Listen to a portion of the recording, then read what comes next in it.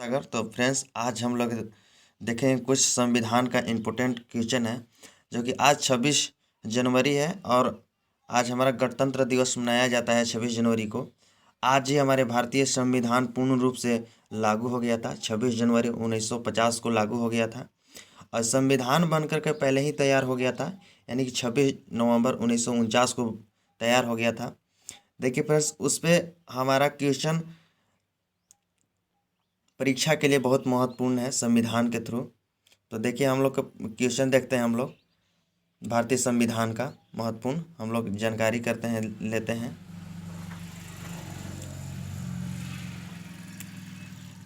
भारत का संविधान संबंधित पूछे जाने वाला महत्वपूर्ण प्रश्न है। संविधान सभा की प्रथम बैठक कब हुई थी? यानी कि संविधान सभा का प्रथम बैठक, यानी कि first meeting of constitutions assembly कब हुआ था? देखिए, 9 दिसंबर, यानी कब हुआ था? 9 दिसंबर 1946 को हुआ था प्रथम बैठक। और देखिए, दूसरा क्वेश्चन है, सवाल नंबर कि संविधान सभा के अस्थाई अध्यक्ष कौन थे? तो डॉक्टर सच्चिदानंद सिन्हा थे। कौन थे? डॉक्टर सच्चिदानंद सिन्हा थे।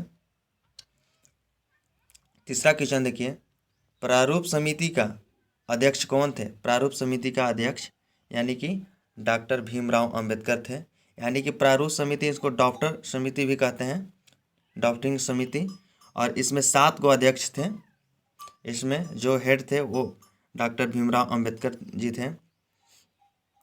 चौथा क्वेश्चन, संविधान सभा के अस्थाई अध्यक्ष कौन थे? तो डॉक्टर राजेंद्र प्रसाद थे। कौन थे? डॉक्टर राजेंद्र प्रसाद।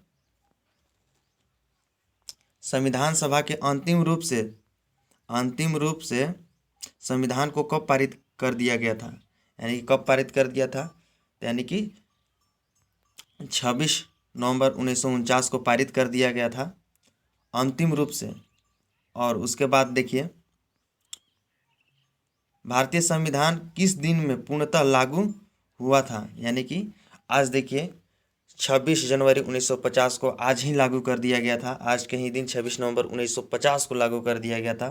और 7वां क्वेश्चन है कि भारत का गणतंत्र बना था कब? गणतंत्र बना था यानी कि 26 जनवरी 1950 को बना था। 8वां क्वेश्चन देखिए, भारतीय संविधान के किस भाग को उसकी आत्मा की संज्ञा दी गई है? यानी कि देखिए, प्रस्तावना को दिया गया है।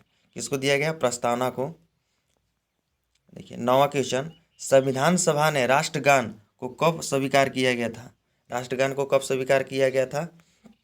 तो देखिए, 24 जनवरी 1950 को। कब लागू कर दिया गया था? 24 जनवरी 1950 को। और देखिए, 10वां क्वेश्चन, भारतीय नागरिक को प्राप्त मूल अधिकारों की संख्या कितनी है? कितनी है?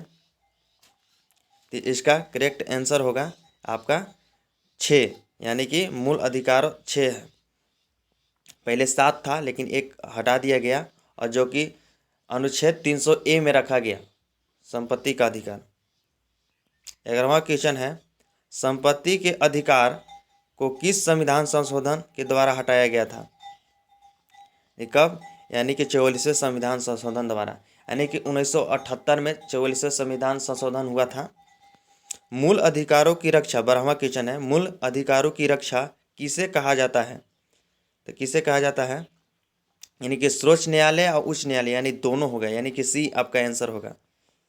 13वां क्वेश्चन है, किस अनुच्छेद के द्वारा 6 से 14 वर्ष के बच्चे को के लिए शिक्षा का अधिकार मूल अधिकार माना गया है? बताइए। तो इसका करेक्ट आंसर होगा अनुच्छेद 21A। अनुच्छेद 21A।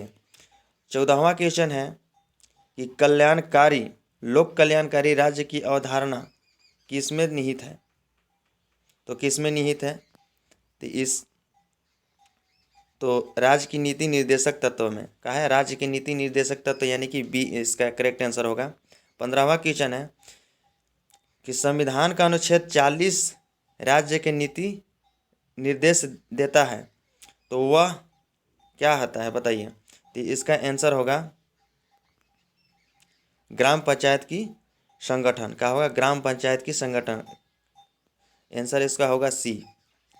16वां क्वेश्चन है, संविधान के मूल कर्तव्य को शामिल करने की प्रेरणा किस देश के संविधान से ली गई है? संविधान में मूल कर्तव्य को शामिल करने की प्रेरणा किस देश से संविधान से ली गई है? तो यानी कि इसका रूस से लिया गया था। कैसे लिया गया था? रूस से। 17वां है, संविधान में कुल कर्तव्य यानी कि मूल कर्तव्य की कुल संख्या कितनी है? मूल कर्तव्य कितनी है? तो आपका करेक्ट 11 को होगा, यानी कि एक ऑप्शन नंबर बी। 18वां है क्वेश्चन, संविधान में मूल कर्तव्यों के किस समिति को अनुशासन के आधार पर शामिल किया गया है?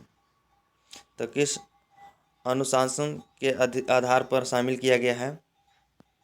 तो स्वर्ण सिंह समिति में, यानी कि स्वर्ण सिंह समिति, ऑप्शन नंबर सी।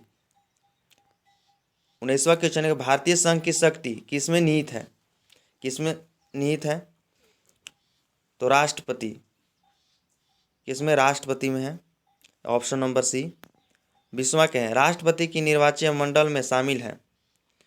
तो बताइए, राष्ट्रपति के निर्वाचन मंडल में शामिल है, तो इसका करेक्ट होगा संसद के दोनों सदनों के निर्वाचित सदस्य एवं राज्यों की विधानसभाओं के निर्वाचित सदस्य, यानी कि ऑप्शन नंबर आपका सी, संसद के दोनों सदनों के निर्वाचित सदस्य एवं राज्य के विधानसभाओं के निर्वाचित सदस्य।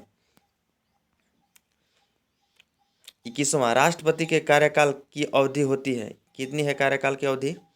तो 5 साल है राष्ट्रपति का कार्यकाल, और 35 साल की उम्र में राष्ट्रपति बनने का उम्र है। राष्ट्रपति के पद के चुनाव के लिए कौन सी विधि अपनाई जाती है? कौन सी विधि अपनाई जाती है? तो अनुमानित प्रतिनिधित्व, एकल संक्रमणीय, अत्यक्ष, अप्रत्यक्ष मतदान, वे सभी, यानी कि वे सभी हैं। अच्छा,